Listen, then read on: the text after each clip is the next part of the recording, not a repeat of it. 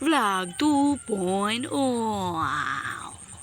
Madyaw nga law kamay tibo, this is me Joy Paradise, probinsya ng vlogger nga Tagalugot. Wow. Ngayong araw pala mga badat, papunta tayo sa ating farm, no? May gagawin para tayo mga iba't ibang transaction mga badat. Hindi lang isang mga badat, 2, 3, 4, 5. Pero andito pala talaga ako mga badat para tulungan si Mother Earth sa bukid. Ako yung magluluto at siya magkakangga ng mga niyog. Iwan ko kung ano yung Tagalog ng magkakangga mga badat, basta yun na yun. Hindi pala madali ang makapunta dito mga badat, kailangan mo pa ng 3 barko para tawidin ang dagat na iyan. Wait mga badat, pakinggan nyo ang music ng nature ha. Oh, di ba mga badat, napakaganda talaga dito makinig ng mga natural music sa earth. Ito pala yung langaw sa bukid mga badat, kulay red. Hindi mo na kailangan paalisin, baka si safe naman yan mga badat. Hindi katulad ng langaw natin sa city mga badat, no, na hindi mo talaga hakayaan na mapatugpa sa ating pagkain. Dahil mga badat, matagal na ako hindi nakapunta dito. Ngayon lang uli nakabalik. Oh, ito ako ngayon nag-imot-imot dyan. Hinayaan ko na lang yung sarili ko mga badat ba na ma-release yung mga stress sa city. Huy, para naman sa city ako nagpuyo. Pareho lang mga badat. Kahit bukid ito mga badat, nagkatira pa rin ako sa lugot. Ito pala yung first impression. First kita ko mga badat kasi pinutol yung mga kahoy dyan sa atbang.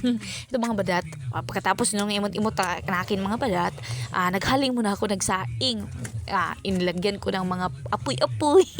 Kasi mga badat, magluluto ako. Alangan naman no, hindi ako magsaing.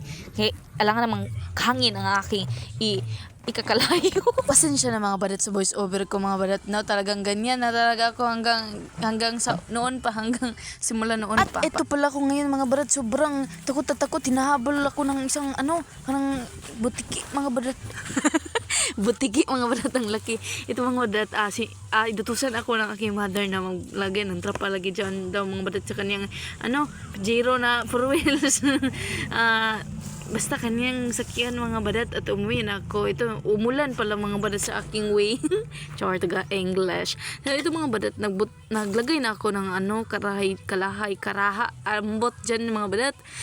Birutangan, nilagyan ko na ng mantika, nilagyan ko ng isda. Ito pala, paso ako ng kundi mga badat. Ganyan na, inihipan. Ano ang tawag na mga badat? Kinuhanan ko ng kalayo. Parang apoy. Wala kasi akong panggato mga badat, kaya brush na lang namin sa bukid ang aking inilagay mga badat. Wala na ambot. Masarap pang istorya na kuha na rin mga badat. Ganyan mga badat.